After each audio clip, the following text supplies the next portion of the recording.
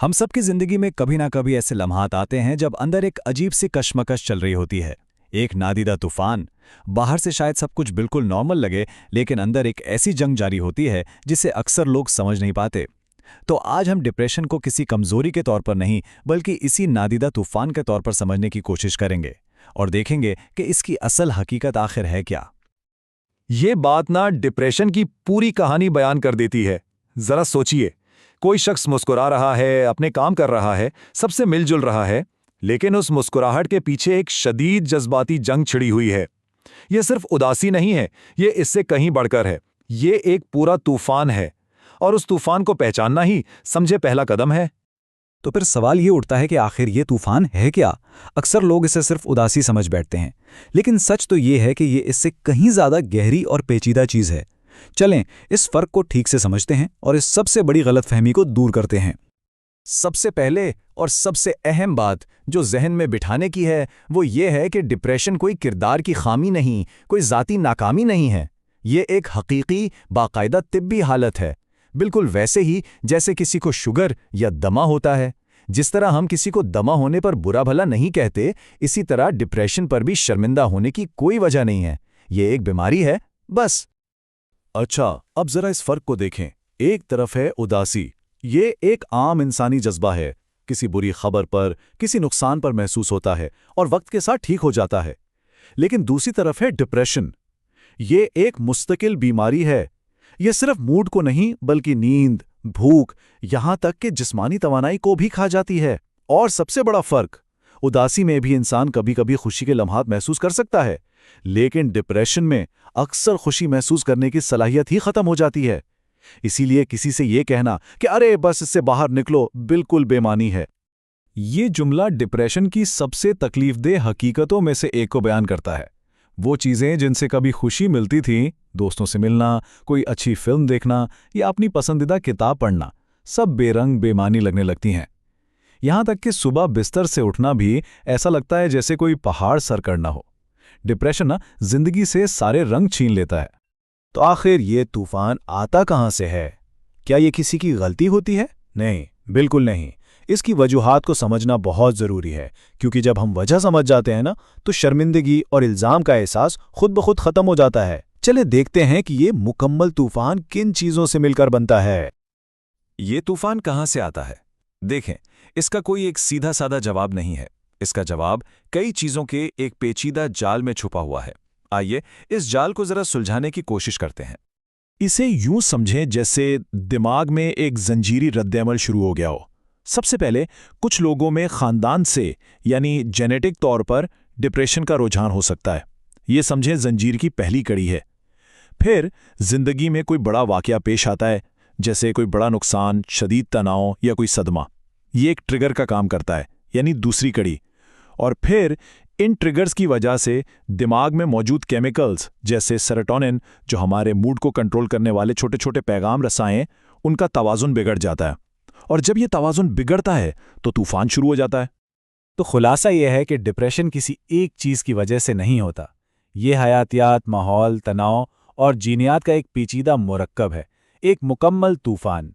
यही वजह है कि जब कोई कहता है बस खुश रहो या मुस्बत सोचो, तो ये ऐसा ही है जैसे किसी को तूफान के बीच में खड़े होकर कहा जाए कि अरे बारिश रोक दो। ये भला कैसे मुमकिन है?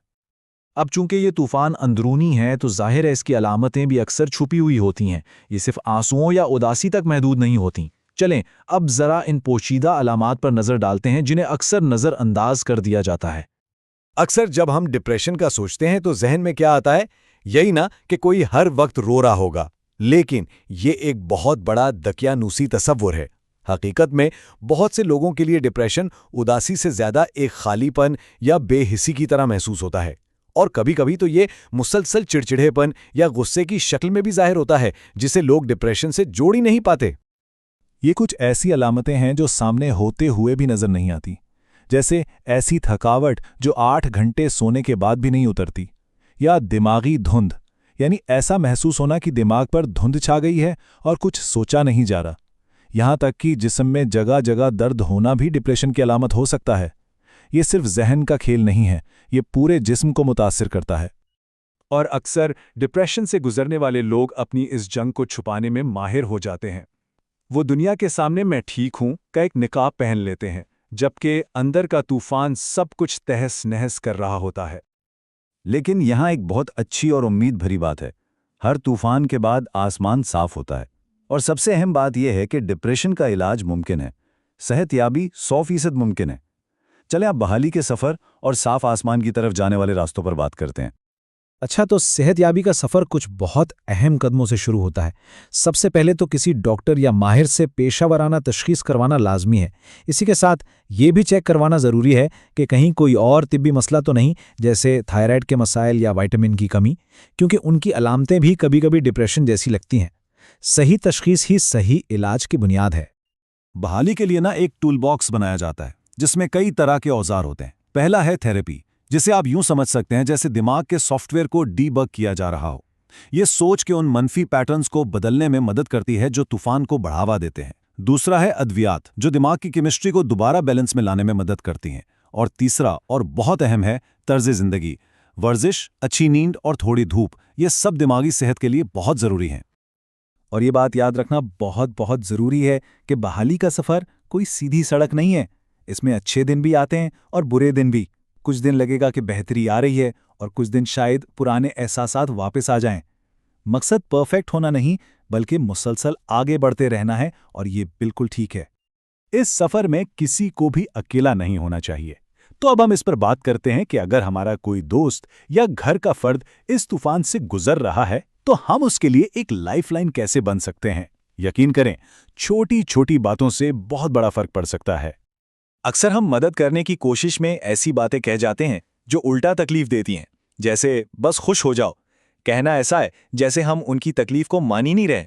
इसके बजाय अगर कहा जाए कि ये वाकई बहुत मुश्किल लग रहा होगा, तो इससे उन्हें एहसास होता है कि कोई उनकी बात समझ रहा है। मकसद उन्हें ठीक करना नहीं है, बल्कि सिर्फ ये एहसास दिलाना है कि वो अकेले नहीं हैं और हम उनके साथ हैं। डिप्रेशन का सबसे बड़ा झूठ पता क्या है? वो ये है कि तुम अकेले हो। ये बीमारी इंसान को सबसे अलग थलग कर देती है, और इस तन्हाई के जहर का सबसे ताकतवर इलाज उसका त्रियाग इंसानी ताल्लुक है। किसी का सिर्फ पास बैठना, खामोशी से सुनना और मौजूद रहना, ये इस झूठ को तोड़ देता है। और आखिर में ये बात सबसे अहम है, ये तूफान एक हालत है जिससे इंसान गुजरता है, लेकिन ये उसकी पहचान नहीं है। किसी की भी शिनाख्त उसकी बीमारी से कहीं ज़्यादा बड़ी और कीमती होती है। और उम्मीद सिर्फ एक खोखला एहसास नहीं, ये एक हकीकत है। अगर कोई इस तूफान से गुजर रहा है तो ये जान ले कि वो अकेला नहीं है। हर साल लाखों लोग इस सफ़र से गुजरते हैं और रोशनी की तरफ वापस अपना रास्ता तलाश कर लेते हैं। सेहतयाबी मुमकिन है, ये एक हकीकत है। तो हम इस गुफ्तगू को इस एक सवाल पर ख़त्म करते हैं, क्या हो अगर साफ आसमान की तरफ पहला कदम सिर्फ मदद मांगना हो? ये शायद सबसे मुश्किल कदम लगता है, लेकिन यकीन करें ये सबसे अहम भी है। याद रखिएगा, तूफान हमेशा नहीं रहते।